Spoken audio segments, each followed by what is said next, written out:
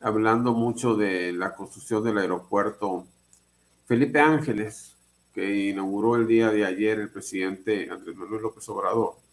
Bueno, un comentario al respecto, y lo hago con la intención, sobre todo para los más jóvenes que no le tocaron vivir aquellos años anteriores al gobierno de Miguel de la Madrid Hurtado. Ya estamos hablando de hace muchos años. O sea, yo tuve la suerte de haberlo visto, de haberlo vivido, y va uno viendo cómo se va desarrollando, cómo va cambiando el país, y posiblemente para muchos jóvenes este tipo de actos de gobierno como lo que vimos ayer de la inauguración de ese aeropuerto sea algo muy novedoso, y inclusive así como que lo presuman, ¿verdad? Y yo lo que les quiero comentar es de que en el pasado, en el gobierno de Luis Echeverría Álvarez, que fue el primer gobierno que a mí me tocó pues recordar y ver, porque como les comentaba yo, y lo recuerdo mucho, es que cuando yo nací en Reynosa, Tamaulipas, no teníamos televisión en español. Mi papá comentaba, compró una televisión muy moderna, con antenitas, una televisión que era gigantesca para la época, a colores y todo, porque cuando andaba por las tiendas en Estados Unidos, que nosotros somos frontera con Estados Unidos, vio el informe de gobierno del licenciado Gustavo Díaz Ordaz. Entonces en la tienda vio que estaba pasando el informe de Gustavo Díaz Ordaz, debe haber sido en 1968, 68 69, en ese tiempo. Entonces se compró esa televisión. Pues era una televisión, pero pues nosotros no, fíjense cómo en Estados Unidos vieron ese programa en español, y en cambio nosotros que vivimos en Reynosa no teníamos televisión en español. Solamente las personas que tenían cable podían poder ver la televisión en español. Entonces papá se compró la tele con esa idea de, mira, pues esta tele sí ve canales en español, y pues no. Tuvimos que contratar el cable para poder ver televisión en español, y entonces es ahí, el cable debemos haberlo contratado en la casa por ahí de 1970. Entonces es el tiempo que yo recuerdo, y entonces a mí me tocó ver algunos informes presidenciales de Luis Echeverría hacia nuestros días, hacia adelante. Muchos de ustedes nunca han visto un informe presidencial, porque el último informe presidencial que vimos fue durante el gobierno de Vicente Fox. O sea, los informes presidenciales donde el presidente acudía a la Cámara de Diputados y decía sus obras de gobierno, sus actos de gobierno frente a los diputados de todos los partidos, pues yo creo que se dejaron de verse, de acudir a dar el informe hasta el gobierno de Vicente Fox. Estamos hablando de, pues, todo el gobierno ya estamos en el tercer año de gobierno. Todo el gobierno de Peña Nieto no hubo informe de gobierno frente a los diputados, son 6 años más 3 son 9. Todo el gobierno de Felipe Calderón acudió a la Cámara de Diputados a rendir protesta como presidente, y ya no se volvió a parar en la Cámara de Diputados. Tengo entendido que Peña Nieto también acudió a la Cámara de Diputados a rendir su protesta como presidente. No recuerdo si Andrés Manuel López Obrador rindió protesta frente en la Cámara de Diputados, no recuerdo. Pero nunca ha dado un informe de gobierno ahí. Entonces, pues es todo unos cambios que se han ido dando, que me ha tocado ver.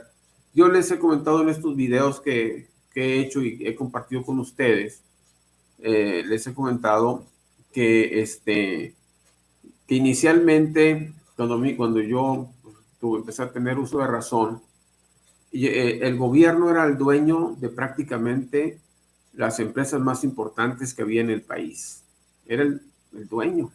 Era el dueño de los ferrocarriles, cuando yo nací, de ferrocarriles, de telégrafos, de, de Comisión Federal de Electricidad, de Pemex, de los fertilizantes, de las minas, prácticamente de todas las empresas, de las siderúrgicas, prácticamente las empresas más importantes del país. Había algunas empresas grandes que eran propiedad privada, pero no eran de tamaño. Incluso se nos ha dicho muchas veces que Pemex solo, el valor de petróleos mexicanos, es el equivalente al valor de todas las empresas privadas juntas.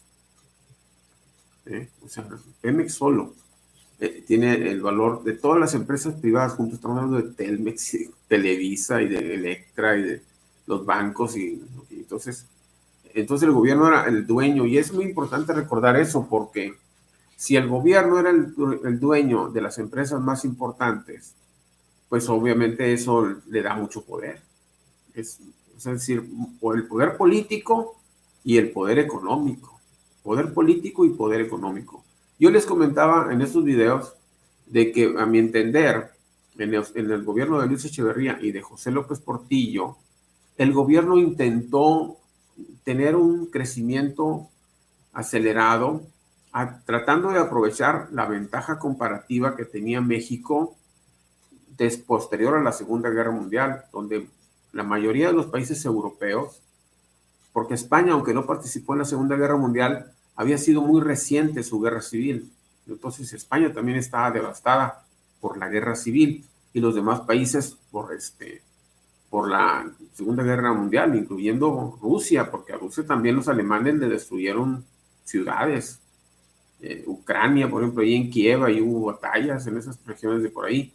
Entonces, Europa estaba devastada. Entonces, México y los países de América Latina en general, Brasil, Argentina, Estados Unidos, tuvieron un auge económico. Lo mismo Japón también estaba devastado.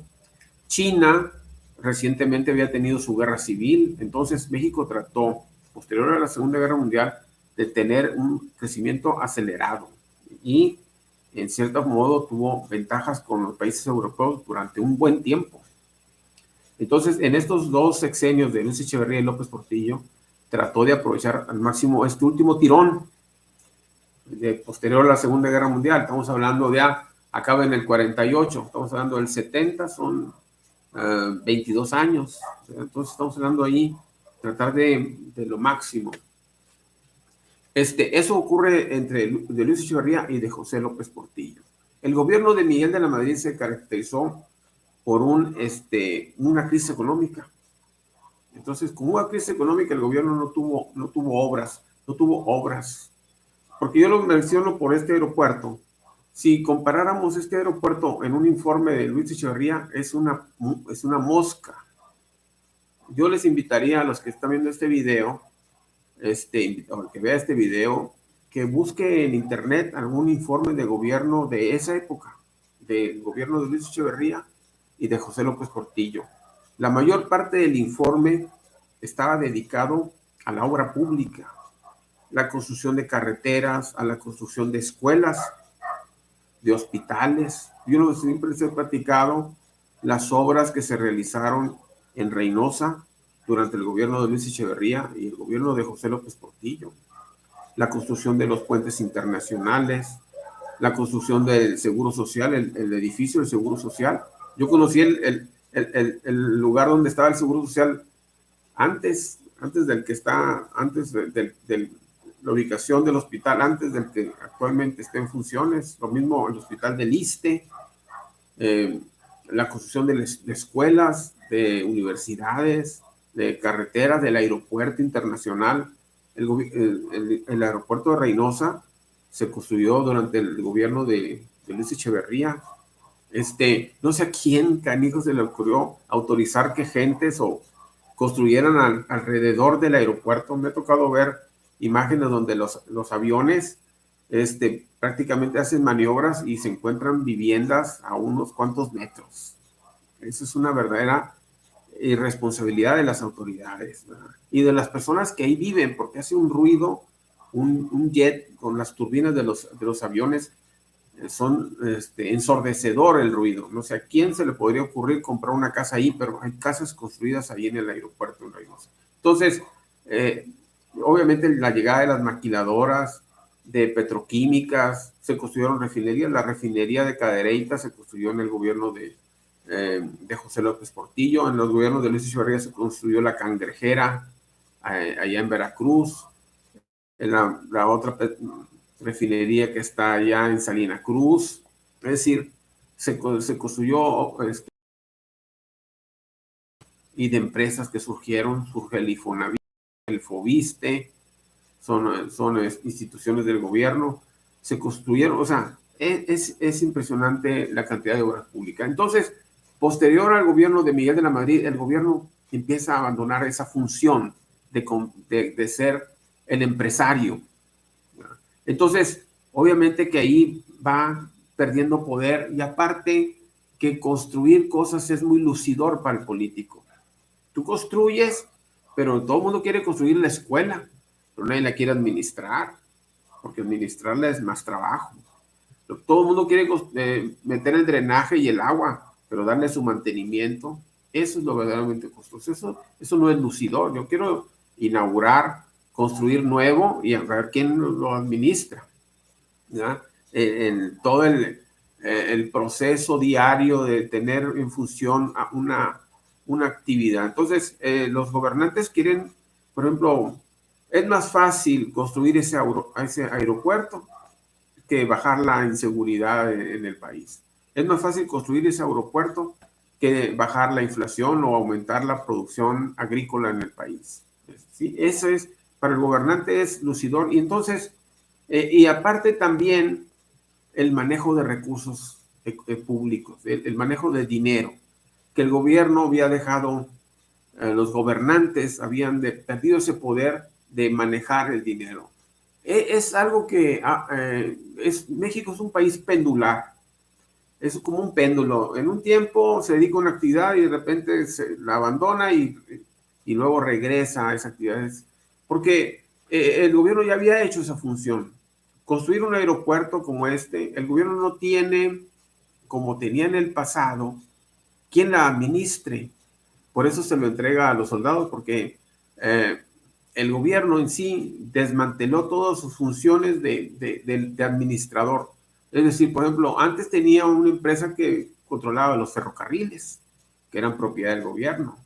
Había un secretario que se encargaba de administrar los ferrocarriles y todo lo relacionado a los ferrocarriles. Actualmente no lo tenemos. Cuando se concluya el tren que están haciendo allá, el tren Maya que le llaman, y el tren del Istmo, no hay quien los vaya, quien del gobierno se va a encargar de administrarlo. Vas a tener que contratar a alguien para que se encargue de su administración. Eso no, ya se había desmantelado.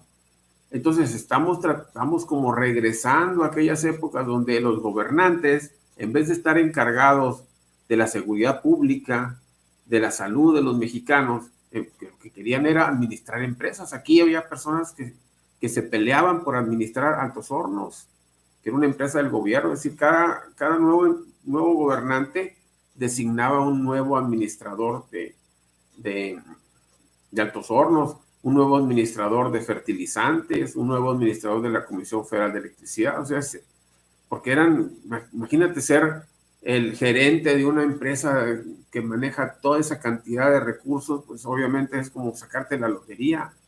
Entonces, pretender regresar a aquellas épocas, pues a mí me parece que pues regresar al pasado, pues nunca creo que será una buena idea. Yo luego los quería invitar a ustedes que están viendo este video, los más jóvenes, que busquen información sobre los informes de gobierno de aquellos tiempos. Yo les quiero decir mi experiencia o cómo yo veo el asunto de México. México es una dictadura, es un principio. Tú cuando en la escuela te ponen a resolver un problema de matemáticas o de física o de química, el maestro te dice, lo primero que tienes que saber, ¿qué datos son los que tú tienes? Que son los datos con los que tú puedes trabajar para resolver ese problema. Tienes que tener un principio. El principio de México es una dictadura, donde el gobernante tiene el control. Y entonces cuando siente que pierde ese control de decisión, yo pienso así, por ejemplo, el presidente se queja de los periodistas porque ha perdido el control de los periodistas. Antes lo tenían. Peña Nieto no tenía ese control. Felipe Calderón tampoco tenía ese control del periodismo, pero anteriores a él, en periodos, gobiernos anteriores, yo diría a Ernesto Zedillo, que es cuando se empieza a dar esta pérdida, presidentes débiles. Yo les he comentado, México en los últimos gobiernos han sido presidentes débiles, gobernantes que tienen menos de la mitad de los votos de los ciudadanos. Este presidente actual no tiene el 50% de los votos, no lo obtuvo. Primero porque el abstencionismo en México es tremendo. Muy pocas personas acuden a votar.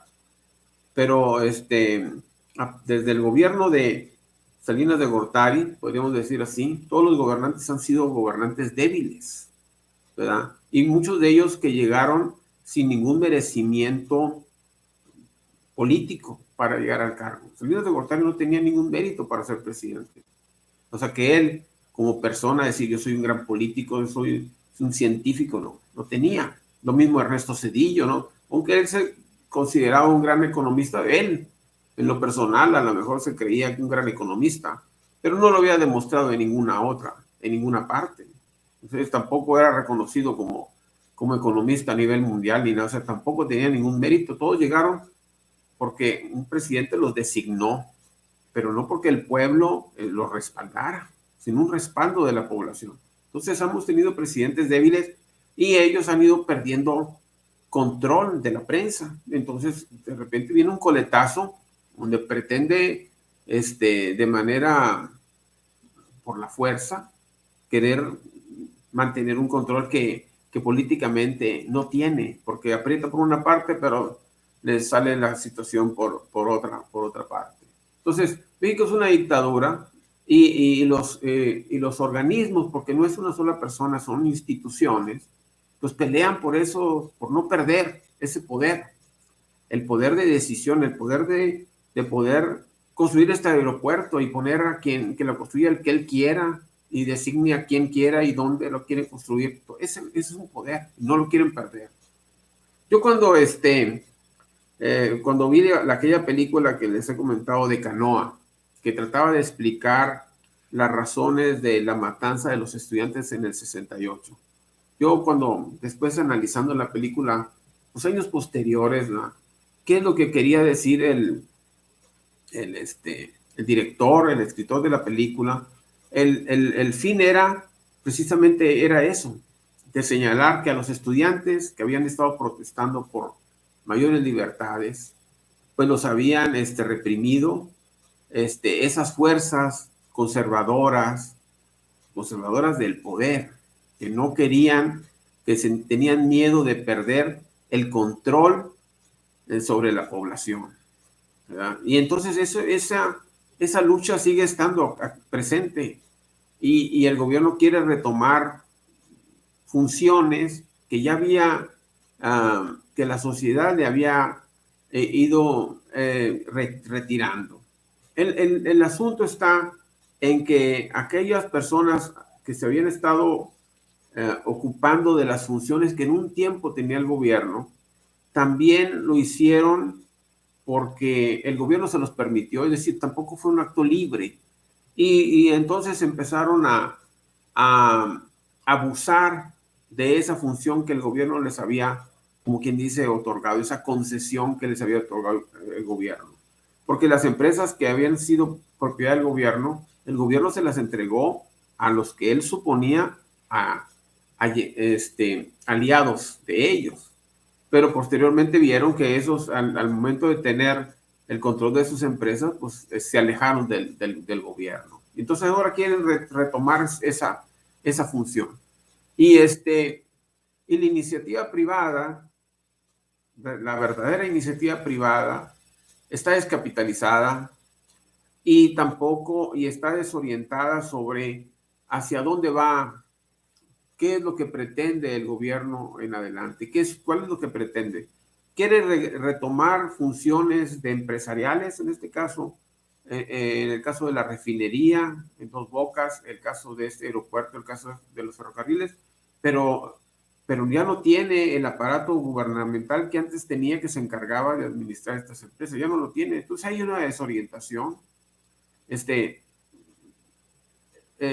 Antes las empresas que construían viviendas, por decir así, pues estaban claramente definidas quiénes eran las empresas, cómo se otorgaban los créditos al sector obrero, al sector empresarial.